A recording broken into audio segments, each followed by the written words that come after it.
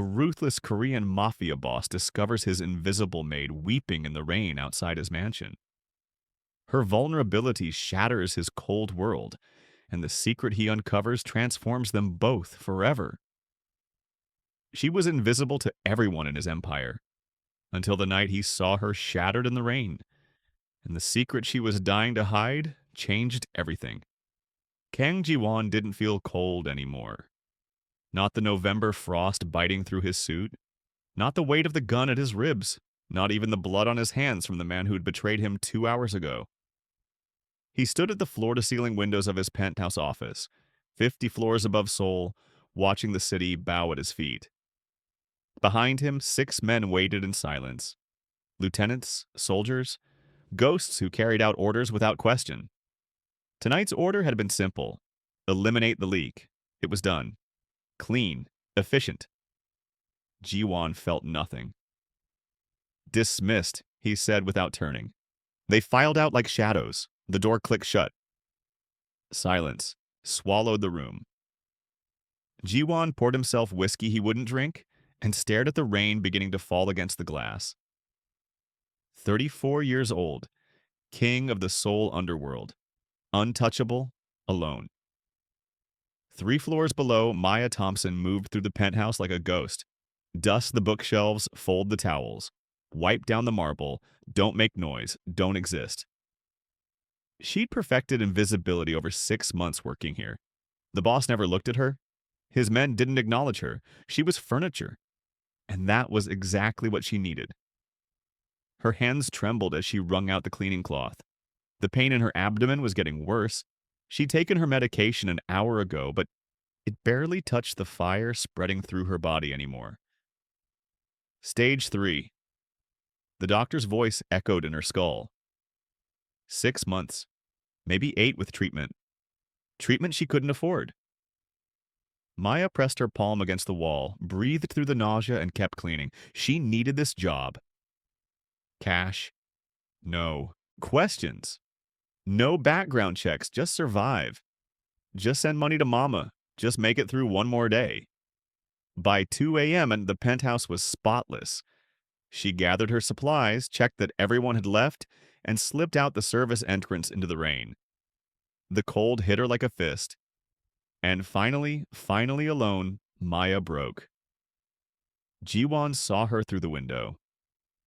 At first he thought it was a stranger, someone trespassing on his property. He moved toward the glass, hand instinctively reaching for the weapon at his side. Then he recognized her. The maid. The quiet one who never spoke, never looked up, never existed beyond her hands polishing his floors. She was on her knees in the rain just outside the service entrance. Sobbing, not crying. Sobbing. Her entire body convulsed with it. Her hands covered her face. Her shoulders shook violently. The rain soaked through her thin jacket, plastering her hair to her skull. But she didn't move, didn't go inside, just knelt there in the downpour, like she was trying to disappear into the concrete. Something cracked in Jiwon's chest. He didn't think. He moved, down the elevator, through the lobby, out into the rain. His expensive shoes splashed through puddles. The cold bit through his suit jacket. He didn't care. Hey. His voice came out rougher than intended. She looked up. Her eyes, dark, swollen, devastated, went wide with terror. I'm sorry, she gasped, scrambling to her feet. I'm sorry, I was just leaving. I didn't mean to. She swayed. Jiwon caught her before she hit the ground. She weighed nothing, literally nothing. His hands spanned her entire rib cage. He could feel every bone, every tremor, every labored breath. When did you last eat? He demanded. I'm fine. Her voice was barely a whisper. Please, I just need to... Her eyes rolled back. Jiwon's heart stopped. Hey, stay with me. He lowered her gently to the ground, one hand cradling her head. Rain pounded against them both. Her pulse fluttered weakly, under his fingers. For the first time in 8 years, since the night his sister died in his arms, Kang Jiwon felt fear. Don't you dare, he whispered. Don't you dare leave. He lifted her into his arms and ran. Have you ever seen someone's pain and felt compelled to help, even when you barely knew them? Drop a comment below. What would you have done in Jiwon's position? Maya woke up in heaven. Soft sheets, warm blankets, the faint scent of cedar and rain. For a moment, she forgot where she was, forgot the pain, forgot everything. Then she opened her eyes. A guest bedroom, massive, elegant, definitely not hers. Panic slammed into her chest. She bolted upright and immediately regretted it. Pain exploded through her abdomen. She gasped, pressed her hand to her side, and saw the IV taped to her arm. The door opened. Kang Jiwon stepped inside. He'd changed into dry clothes, black slacks, a simple white shirt, but his hair was still damp. His eyes locked onto hers, unreadable and intense. You're awake. Maya ripped the IV out. I have to go. No. I'm sorry for what happened. I didn't mean to. Sit down. His voice wasn't loud. It didn't need to be.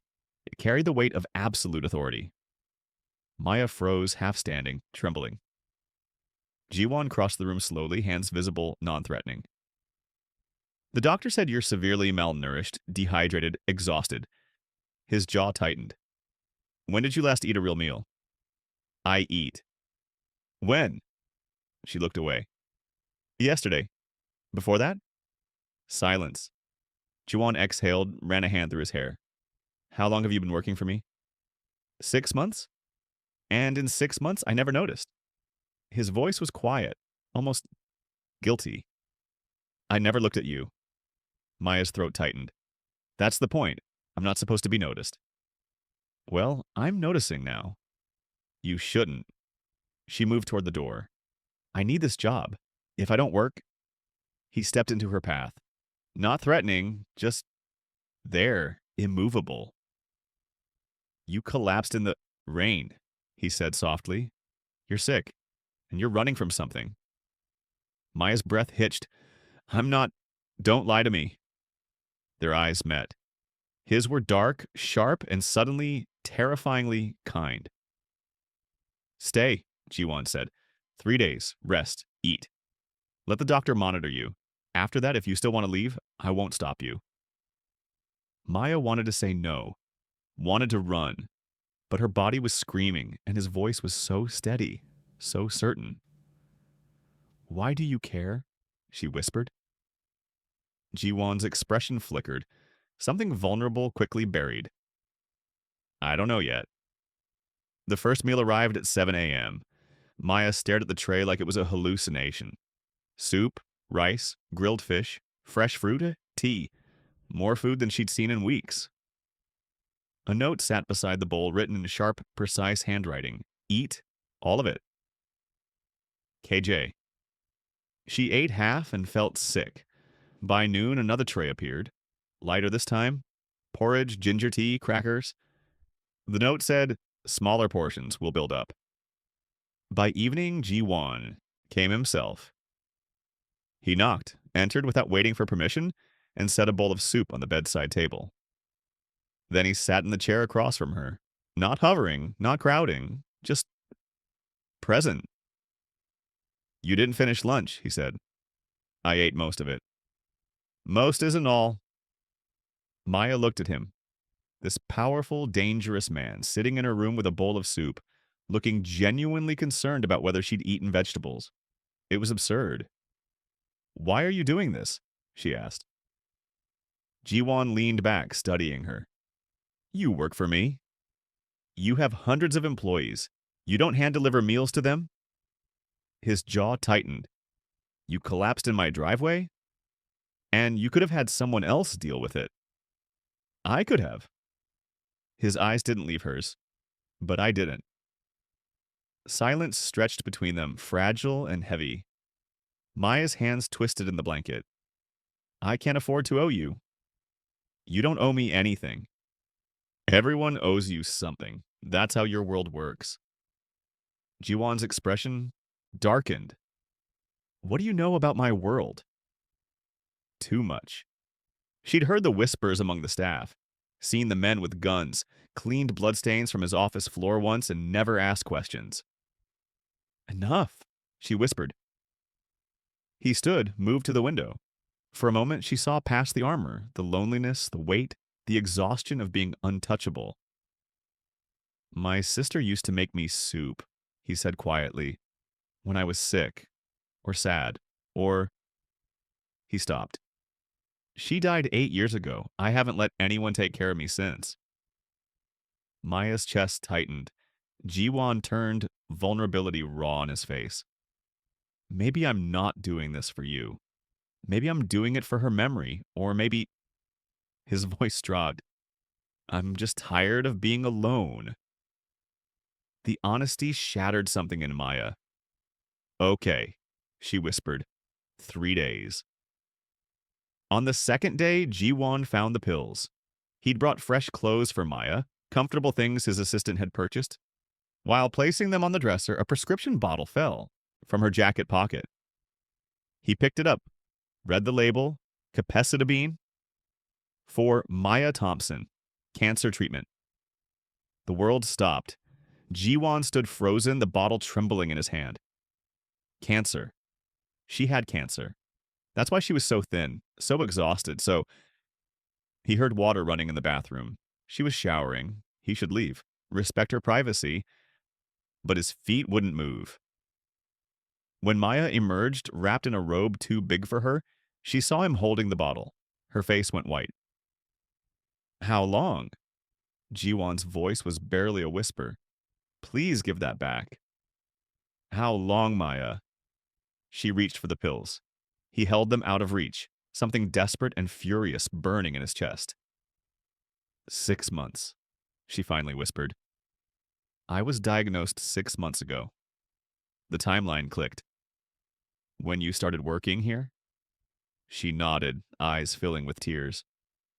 I needed money for treatment, for my mother's care back in Busan. The hospital wanted payment up front, and her voice broke. I couldn't afford it. So I found work that paid cash, no questions asked. Jiwon's hands curled into fists. What stage? 3. Prognosis? Does it matter? Yes. Maya's composure shattered. 6 to 8 months without aggressive treatment. Maybe a year with it? But treatment costs more than I'll earn in 5 years, so... She laughed bitterly. I'm just trying to make sure Mama has enough when I'm gone. Jiwon couldn't breathe. This woman, this brave, stubborn, invisible woman, was dying. And she'd been cleaning his floors, carrying his burdens, disappearing into walls while her body betrayed her. Why didn't you tell anyone? He demanded. Who would I tell? Maya's tears finally spilled. I'm nobody, a maid, disposable. You're not... Yes, I am. Her voice cracked. I've been disposable my whole life. My father left.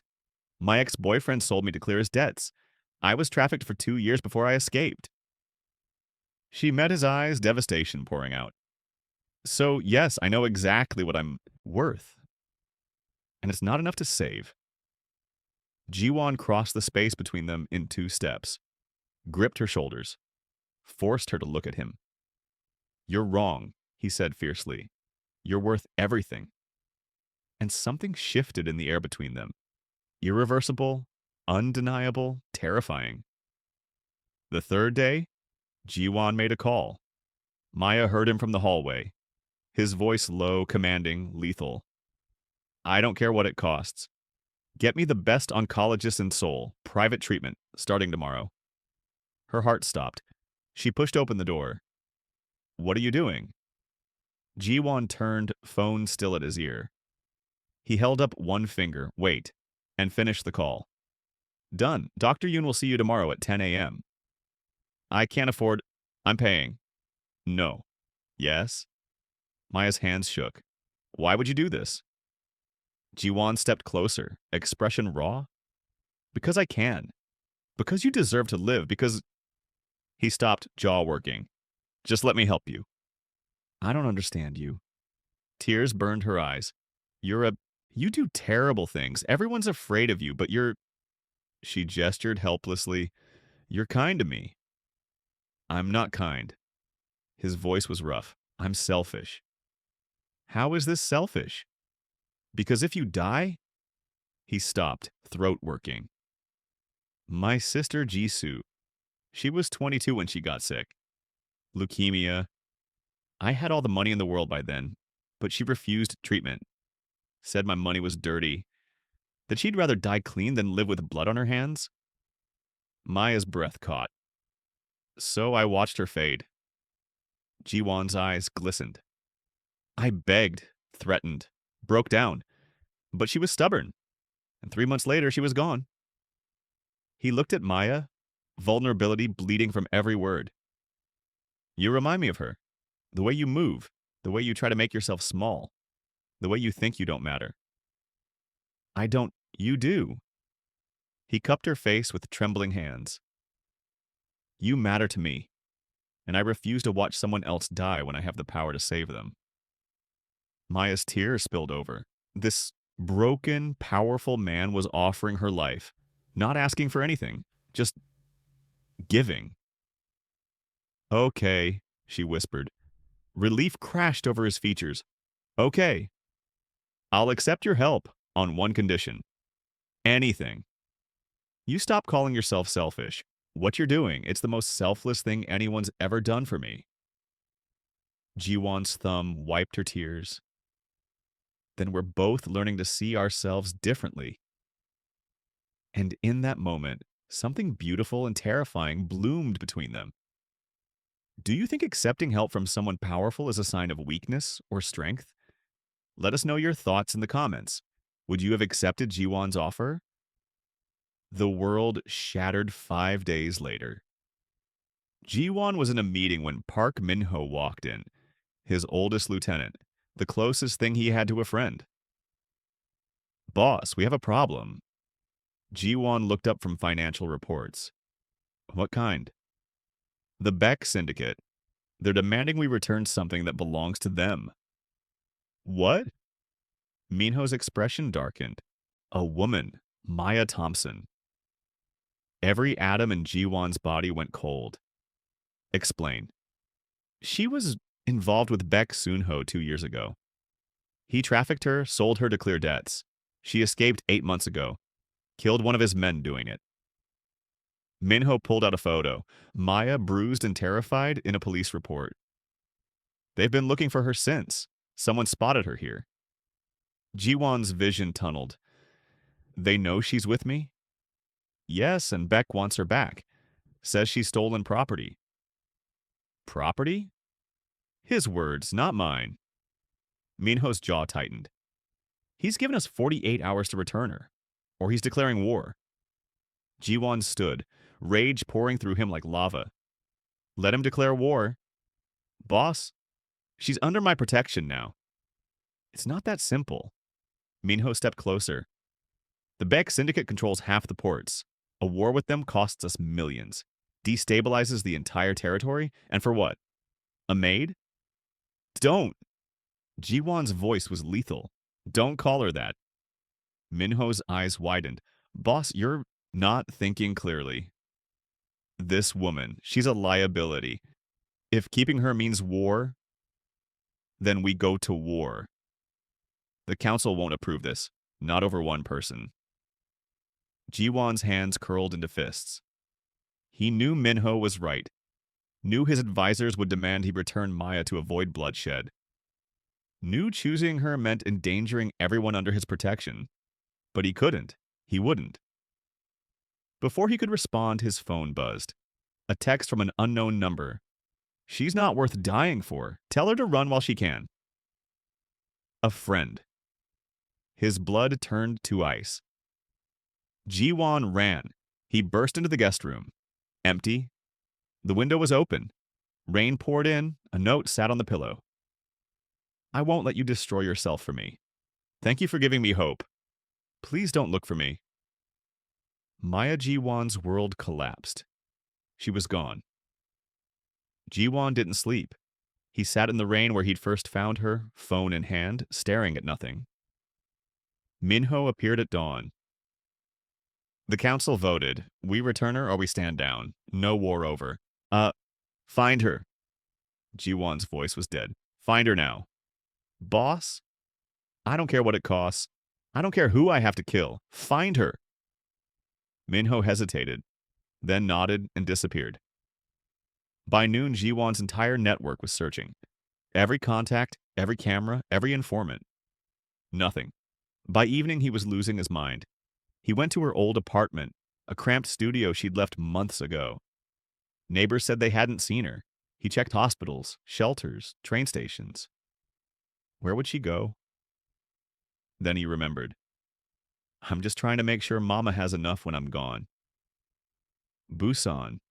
Her mother. Jiwon was in his car within seconds. The drive took 3 hours. He broke every speed limit, pulse pounding, fear clawing at his throat. The address led him to a small neighborhood on the outskirts. Modest homes, quiet streets. He found her in an alley 3 blocks from her mother's house. Collapsed, unconscious, bleeding. No. Jiwon dropped to his knees, pulled her into his arms. Her pulse was barely there. Her skin was ice. Maya, stay with me. Her eyes fluttered open, unfocused. Jiwon? I've got you. I've got you. Shouldn't be here. Her voice was barely a whisper. They'll kill you. I don't care. I do. Tears slipped down her cheeks. I love you too much to watch you die. Jiwon's breath stopped. What? I love you. Her hand touched his face weakly. That's why I had to leave. His vision blurred. You idiot. You beautiful, stubborn idiot. I love you too, don't you understand? I would burn my entire empire to the ground for you. You shouldn't, but I would. He pressed his forehead to hers. You're not alone anymore, Maya. You're not disposable. You're not invisible. You're everything, and I'm not letting you go. The war? I'll end it. I'll negotiate. I'll do whatever it takes. His voice broke. Just don't leave me, please. I just found you. Maya's tears mixed with rain. Okay, she whispered. Okay. Jiwon lifted her, held her close, and ran toward salvation. 3 months later. Maya stood at the window of Jiwon's penthouse, watching rain fall against the glass. She looked different now. Healthier. Her hair had grown back after chemotherapy. Soft curls framing her face. Color had returned to her cheeks. She wore a simple dress Jiwon had bought her, and she didn't feel invisible anymore. The treatment was working. Dr. Yoon said she was responding better than expected. Scans showed the tumors shrinking. It wasn't a cure, not yet, but it was hope. Real, tangible hope. Behind her, the door opened. Jiwon entered, shrugging off his jacket. His empire looked different these days, too. He'd negotiated peace with the Baek Syndicate, traded territory for Maya's freedom. Some called it weakness. He called it worth it. You're staring at the rain again, he said softly, wrapping his arms around her from behind. Maya leaned into him. It reminds me of the night you found me. The night you saved me, you mean? She turned in his arms, looked up at this powerful man who'd chosen her over everything. I didn't save you. You did. His hand cupped her face. I was dead inside, Maya, just going through motions, building power I didn't want. And then I saw you, broken and beautiful and fighting so hard to survive, and I remembered what it felt like to be human. Tears burned her eyes. You gave me my life back. You gave me a reason to live mine. The rain fell harder, just like that night. But this time Maya wasn't alone in it. Jiwon knelt slowly, pulled a small box from his pocket. Maya's breath stopped. I know it's fast, he said, voice rough with emotion. I know we've only known each other 3 months, but I've spent 8 years being alone, and I don't want to waste another second. He opened the box. A simple diamond ring. Marry me. Be mine. Let me spend the rest of my life proving you're worth everything. Maya dropped to her knees in front of him, tears streaming. Yes, 1,000 times yes. He slipped the ring on her finger, pulled her close, and kissed her like she was oxygen. Outside, the rain fell, but inside, two broken people had finally found home. Love found in the most unexpected places can change everything. What's your biggest takeaway from Jiwon and Maya's story? Drop it in the comments, and don't forget to like and subscribe for more emotional stories like this one.